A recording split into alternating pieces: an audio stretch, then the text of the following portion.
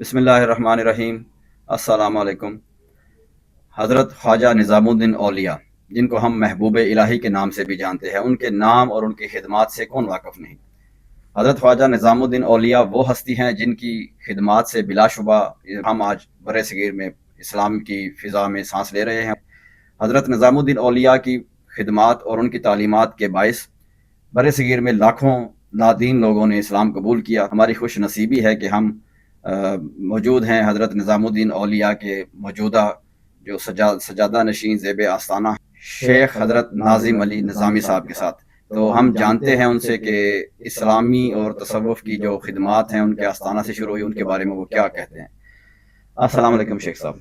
وعلیکم السلام ورحمۃ اللہ وبرکاتہ۔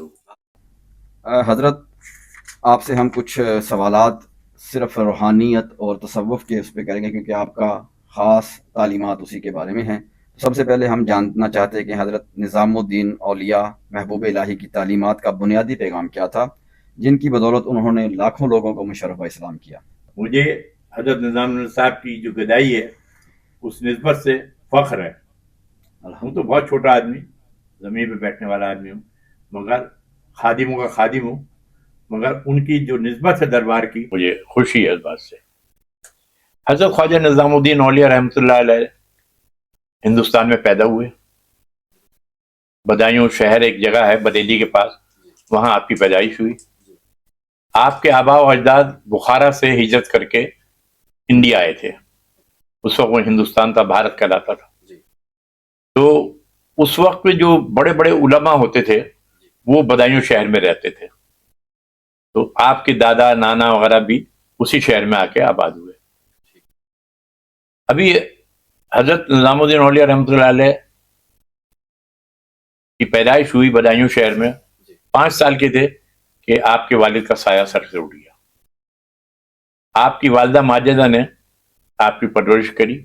وہ سوتا کاٹتی تھیں، سوتا کاٹ کے بازار میں بیچتی تھی، اور اس سے جو رقم آتی تھی اس سے وہ اپنے نظام کو پال پوس کے بڑا کرتی تھیں، اور ان کو دینی تعلیم دنیاوی تعلیم ہر طریقے سے انہوں نے چلایا۔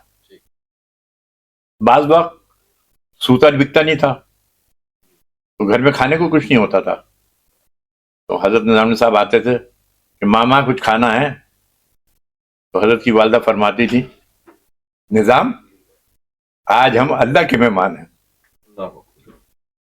حضرت نظام الدین اولیاء فرماتے ہیں کہ میری جب والدہ مجھ سے یہ کہتی تھی کہ ہم اللہ کے مہمان ہیں، تو میرے اوپر ایسی کیفیت ہو جاتی تھی کہ میں شکم سیر ہو جاتا تھا، مجھے کھانے کی ضرورت ہی نہیں ہوتی تھی، اور کنٹینیوز جب مسلسل کھانا ملتا رہتا تھا۔ تو حضرت نظام الدین اولیاء والدہ سے پوچھتے تھے کہ امی جان اب ہم اللہ کے مہمان کب ہوں گے؟ یہ ہوتی ہے بچپن کی بات، کیا تربیت کی بات۔ خیر، حضرت نظام الدین صاحب نے تعلیم حاصل کی دینی دنیاوی کی۔ آپ کی ایک بہن تھی، وہ اور حضرت نظام صاحب جب تعلیم سے فارغ ہو گئے تو آپ دہلی تشریف لے آئے، کیونکہ دہلی شروع سے ہمیشہ سے راجدھانی رہی، بادشاہوں کی بھی راجدھانی ہمیشہ سے دلی رہی۔ تو اس وقت میں آپ دلی تشریف لے آئے اور یہ سوچا کہ کوئی نوکری وغیرہ کروں کچھ تو گھر کا خرچہ چلے۔ اسی سلسلے میں دلی میں حضرت شیخ نجیب الدین متوکل رحمۃ اللہ علیہ رہتے تھے۔ وہ حضرت بابا فرید گنج شکر رحمۃ اللہ علیہ کے بھائی تھے، اور ان کا بادشاہوں کے یہاں دربار میں آنا جانا تھا۔ تو آپ کی تعلیم اتنی اونچی تھی کہ آپ اس وقت کے قاضی القضات بن سکتے تھے، چیف جسٹس کا عہدہ وہ خالی تھا۔ تو آپ حضرت شیخ نجیب الدین متوکل رحمۃ اللہ علیہ کے پاس گئے، کہا کہ حضرت میں چاہتا ہوں کہ یہ نوکری مجھے مل جائے تو میں اپنی والدہ کا اپنی بہن کا خرچہ چلاؤں، گھر کا چلاؤں۔ تو شیخ نجیب الدین بہت بڑے بزرگ تھے، انہوں نے کہا نظام چیف جسٹس بن کے کیا کرو گے، قاضی القضات بن کے کیا کرو گے، تمہارا مقام تو بہت اونچا ہے۔ آپ نے فرمایا کہ میں تو آپ کے پاس آیا ہوں مشورے کے لیے، راہ لینے کے لیے آیا ہوں، آپ بتائیے، روشنی دیجیے۔ ان کا جاؤ تم بابا فرید کے پاس جاؤ۔ اس وقت کے 2 بزرگ تھے، حضرت بہاؤالدین ذکریہ ملتانی رحمۃ اللہ علیہ لقشبندی کے سلسلے کے، اور چشتیہ سلسلے کے حضرت بابا فرید مسعود گنج شیخ رحمۃ اللہ علیہ. یہ دونوں جو بزرگ تھے بڑے ٹاپ کے بزرگ تھے، اور حضرت نظام الدین اولیاء دونوں کے بارے میں سنتے تھے، پڑھا تھا ان کے بارے میں، سمجھتے تھے، مگر فیصلہ نہیں کر پا رہے تھے کہ میں کس سے مرید ہوں. جب شیخ نجیب الدین متوکل رحمۃ اللہ علیہ کی طرف سے اشارہ ہوا تو آپ پاک پٹن چلے گئے. اس وقت میں اس کا نام اجودن تھا، پاکستان میں ہے. آپ وہاں گئے، اور جب گئے وہاں پر تو حضرت بابا فرید گنج شیخ رحمۃ اللہ علیہ سے مرید ہوئے. حضرت بابا فرید گنج، آپ نے دینی دنیاوی تعلیم تو حاصل کر کے دی، روحانیت کی تعلیم حضرت بابا فرید گنج شیخ رحمۃ اللہ علیہ نے آپ کو عطا کی، اور آپ کو دلی کی خلافت دے کے دلی بھیج دیا. پھر آپ دلی تشریف لے آئے، اور دلی میں آنے کے بعد جو تبلیغ اسلام کا کام کیا، جو انسانیت کا کام کیا، وہ آج تک آپ 725 سال ہو گئے آج حضرت نظام صاحب کو، وہ آپ کے سامنے نمایاں ہیں. ہندو ہو، مسلمان ہو، سکھ ہو، عیسائی ہو، لوگ بہت بڑی تعداد میں بغیر کسی تفریق و مذہب و ملت کے دربار آستانہ حضرت نظام الاولیاء میں آتے ہیں اور فیض حاصل کرتے ہیں. حضرت نظام الاولیاء صاحب فرماتے تھے بھوکے کو کھانا کھلانا ہر مذہب میں سب سے بڑی عبادت ہے. یہ لنگر کا اہتمام سب سے زیادہ حضرت نظام الاولیاء نے ہی شروع کیا، جو آج تک جاری اور ساری ہے. حضرت نظام صاحب فرماتے تھے کہ کوئی تمہارے راستے میں کانٹا رکھے تو تم جواباً اس کے راستے میں کانٹا مت رکھو، کیونکہ تم بھی جواباً اس کے راستے میں کانٹے رکھو گے تو مخلوق خدا کو پریشانی ہوگی. آپ فرماتے تھے نماز، روزہ، حج، زکوٰۃ یہ تمہیں کرنا ہی ہے، یہ تو اسلام کا ستون ہے، یہ تو تمہیں کرنا ہی ہوگا، مگر اس سے زیادہ جو حشر میں وزن ہوگا زیادہ، وہ ہوگا شکستہ دلوں کو راحت پہنچانا. یہی کام ان بزرگان دین نے کیا، خدمت خلق. درد دل کے واسطے پیدا کیا انسان کو، ورنہ طاعت کے لیے کچھ کم نہ تھے کرو گیا. جو درد دل تھا نا، آپ کے دسترخوان پہ کوئی آتا تھا، آپ نام نہیں پوچھتے تھے، کسی کا ذات نہیں پوچھتے تھے، کہاں سے آئے یہ نہیں پوچھتے تھے. بھوکا ہے تو کھانا کھا، پیاسا ہے تو پانی پی، مریض ہے تو دوائی لے، کپڑا نہیں ہے تو کپڑا لے. آج بھی اس آستانے سے لوگوں کو فیض ویسے ہی مل رہا ہے اور جاری ساری ہے. تو یہ جو خدمت خلق سے تھا، یہی چیز ایسی ہے جو آج 700 سال 25 سال کے بعد بھی زندہ ہے. لوگ اپنے ماں باپوں کو یاد رکھتے ہیں، ان کے کاروبار کماتے ہیں، کھاتے ہیں، کھلتے ہیں، 6 مہینے، سال بھر، 2 سال، 5 سال یاد کرتے ہیں، بھول جاتے ہیں. مگر یہ بزرگان دین وہ ہے، اس خطے پورے ایشیا کے اندر کوئی نبی نہیں آیا، کوئی پیغمبر نہیں آیا. یہاں جو دین اسلام پھیلایا وہ ان بزرگان دین اولیاء نے پھیلایا. علامہ اقبال جب دلی میں حضرت نظام الدین صاحب کے مزار پہ آئے تو انہوں نے ایک بڑی پیاری ربائی کہی، فرشتے پڑھتے ہیں جس کو وہ نام ہے تیرا، فرشتے پڑھتے ہیں جس کو وہ نام ہے تیرا، بڑی جناب تیری فیض عام ہے تیرا، تیری لہت کی زیارت زندگی دل کی، تیری لہت کی زیارت زندگی دل کی، مسیح و خضر سے اونچا مقام ہے تیرا. اب مسیح و خضر تو پیغمبر ہوئے ہیں، ملاؤں نے فتوے لگا دیے علامہ اقبال پہ کہ آپ نے مسیح و خضر سے اونچا مقام بتا دیا. تو انہوں نے وضاحت کری، انہوں نے بتایا کہ حضور صلی اللہ علیہ وسلم کی امت میں ہونے کے لیے نبیوں نے، پیغمبروں نے دعا کی ہے کہ اللہ تعالیٰ تو ہمیں نبی مت بنا، ہمیں پیغمبر مت بنا، ہمیں حضور صلی اللہ علیہ وسلم کی امت میں بنا دے. کیونکہ حضور صلی اللہ علیہ وسلم کی امت میں ایسے ایسے ولی اللہ ہوئے، خواجہ معین الدین چشتی رحمۃ اللہ علیہ، داتا گنج بخش رحمۃ اللہ علیہ، حضرت بابا فرید گنج شیخ رحمۃ اللہ علیہ، حضرت خواجہ نظام الدین اولیاء رحمۃ اللہ علیہ. ایسے ایسے بزرگ ہوئے جنہوں نے ایک نہیں، دو نہیں، لاکھوں مسلمان کر دیا. کوئی شک. بہت سے نبی ہوئے، ان کی 50 امت ہوئی، کسی کی 100 امت ہوئی. نبیوں کی تو تعداد ہے مگر کسی کی گنتی کے امتی ہوئے. مگر حضور صلی اللہ علیہ وسلم کی امت کے اندر یہ ولی اللہ، ایسے ولی اللہ ہوئے جنہوں نے ایک نہیں، دو نہیں، لاکھوں مسلمان کر دیے. اور کسی ایک شخص کو آپ کلمہ پڑھا دیجیے تو اس کا مقام کیا ہوتا ہے؟ جن کے ہاتھ پہ لاکھوں لوگوں نے مسلمان ہو گئے، کلمہ پڑھ لیا، ان کا مقام کیا ہوگا؟ کوئی شک نہیں. میں نے یہی شروع میں عرض کیا. حضرت نظام الدین کے القاب ہیں بہت سارے، سلطان المشائخ، مشائخ کے سلطان، زری زربخش. آپ کی خانقاہ میں جو آتا تھا اس کو آپ عطا کرتے تھے, بخشتے تھے, ذریعہ دیتے تھے. تو آپ کے بڑے ٹائٹل ہیں, بہت اونچا مقام ہے محبوب الہی کا. تو اسی وجہ سے آج 725 سال کے بعد بھی دنیا کے گوشے گوشے سے لوگ آتے ہیں, اپنا عقیدت سے پیش آتے ہیں. آج بھی رمضان شریف میں کبھی آپ کا آنے کا موقع ہو جائے تو دیکھیے 2000 آدمی 2500 آدمی ڈیلی پہلے روزے سے لے کے 30 روزے تک افطار کا دسترخوان ہوتا ہے بچھا ہوا, جس پہ افطاری بھی ہوتی ہے اور لنگر بھی ہوتا ہے, اور سب کے سامنے ایک ہی چیز ہوتی ہے, اور توکل علی اللہ. حضرت نظام الدین اولیاء صاحب کا دور جو ہے وہ بڑا سنہری دور ہوا ہے. 7 بادشاہوں کی حکومت ہوئی ہے دہلی میں, مگر آپ نے کبھی کسی بادشاہ سے ملاقات نہیں کی, نہ ملنا پسند کیا. علاؤدین خلجی بہت عقیدت رکھتا تھا حضرت سے.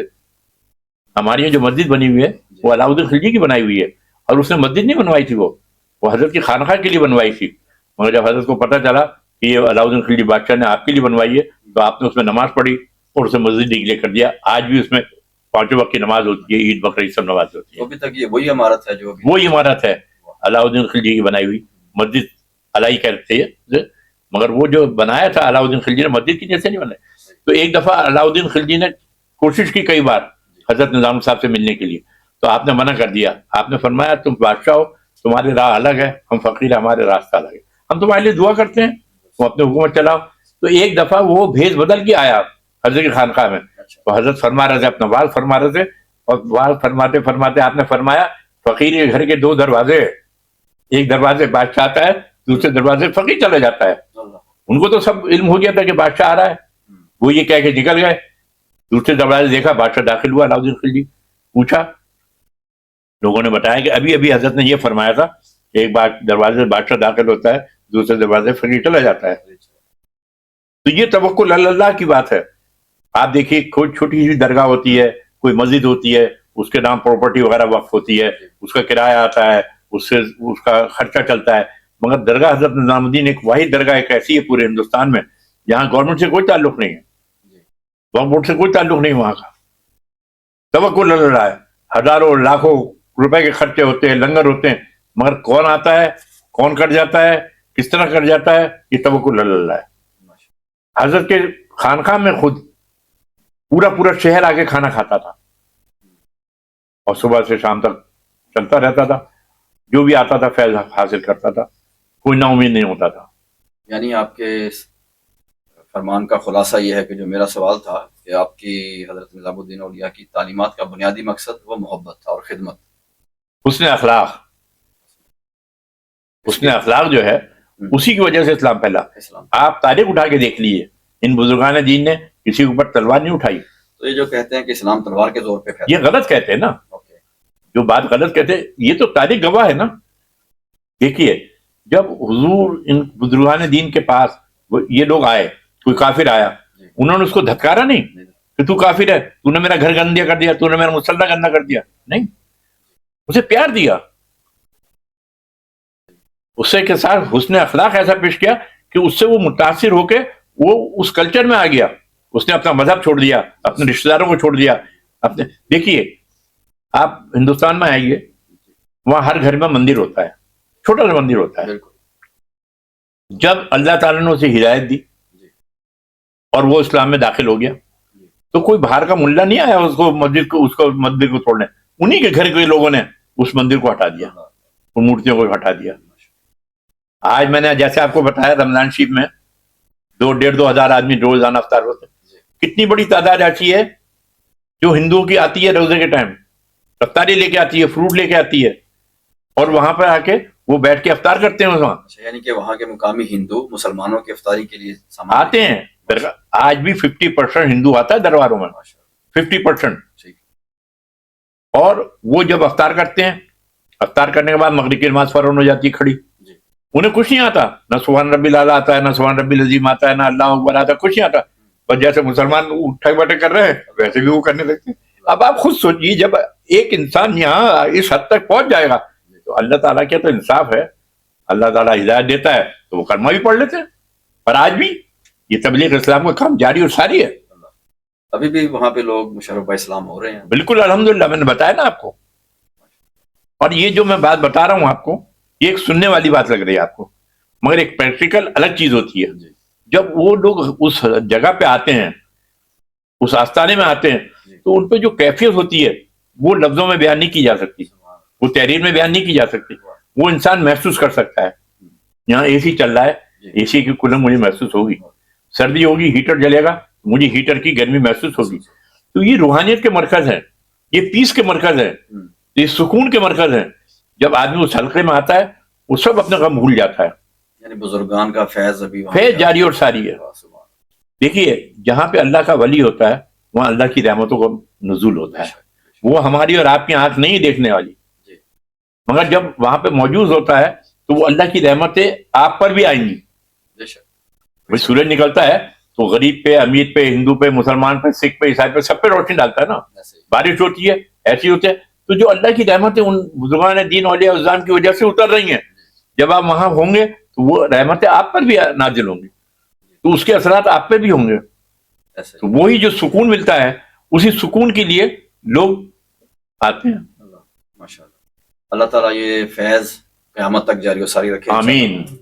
اور جاری ہے انشاءاللہ. اگلے سوال کی طرف چلتے ہیں کہ آج کی ہماری جو زندگی آپ دیکھتے ہیں, ہم ہر چیز ہماری جو الیکٹرانکس ڈیوائسز پہ چلی گئی. آج کی زندگی میں سکون کی بہت کمی ہے. روحانی سکون حاصل کرنے کے لیے ہمیں کیا کرنا چاہیے؟ دیکھیے روحانیت کے لیے سب سے بڑی بات ہے قلب کو صاف کرنا. حضرت خواجہ نظام الدین اولیاء رحمۃ اللہ علیہ فرماتے ہیں باوضو رہنا, باوضو رہنا یہ صحت اور روزی کے لیے برکت ہے.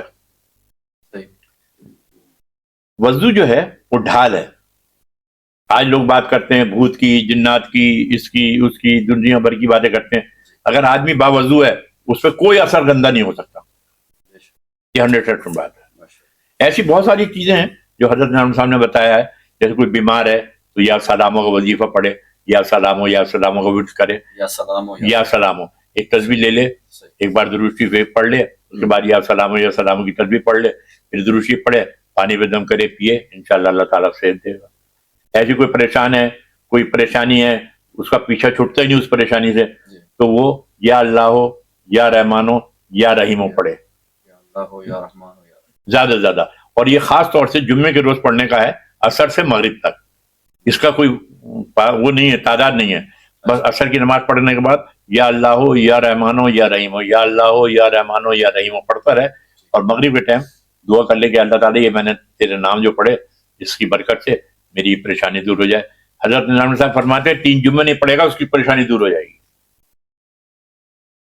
3 جمعے یعنی اس کو لگاتار پڑھے, ہر پریشانی دور ہو جائے گی. آپ فرما رہے ہیں کہ مطلب یہ سب چیزیں ہیں دل سے پڑھنے کی. ایک ہمارے یہاں ہندو پنڈت تھا, شاعر کشمیری, وہ کہتا تھا, اس نے تقریر کری باقاعدہ, کہنے لگے ہم سے پوچھو, ہم ہندو ہیں, ہم ایک پتھر لیتے ہیں, اس کو تراشتے ہیں, اس کی مورتی بناتے ہیں, اس کو بھگوان بناتے ہیں, اس کو مندر بنا کے بھگوان بنا کے اس کو رکھ دیتے ہیں, اور جو چاہتے ہیں ہم لے لیتے ہیں اس سے, عقیدت سے, یقین. اور یہ زندہ جاوید ہیں جن کے بارے میں قرآن بول رہا ہے, مسلمان کو سمجھتے ہی ہیں. تو بات سمجھنے کی ہے, عقیدت کی ہے. آپ سچے دل سے جو میں نے بات بتائی آپ کو پڑھیے. 4تھا کلمہ ہے, درود شریف کے ساتھ فجر کی نماز کے بعد ایک تسبیح پڑھ لیجئے, روزی آپ کے گھر چل کے آئے گی. 4تھا کلمہ کرنا خود ہی پڑے گا نا. آپ ڈاکٹر کے پاس جاتے ہیں, ڈاکٹر سے دوائی لکھواتے ہیں, دوائی لکھ دیتا ہے ڈاکٹر, دوائی تو اسی کو کھانی پڑے گی نا جو مریض ہے. یہ تو کہیں گے نہیں آپ ڈاکٹر صاحب آپ دوائی کھا لیجیے میں صحیح ہو جاؤں. اچھا, اس سوال کو تھوڑا سا ماڈرن یا ڈیفرنٹ کر کے کرتے ہیں کہ کیا روحانیت اور تصوف ہماری آج کی جو ماڈرن زندگی ہے اس کے ساتھ چل سکتی ہے؟ بالکل. بات یہ ہے کہ یہ لذت کی بات ہے. ایک شرابی ہے, وہ شراب پیتا ہے, اسے اس کی لذت معلوم ہے. بے شک.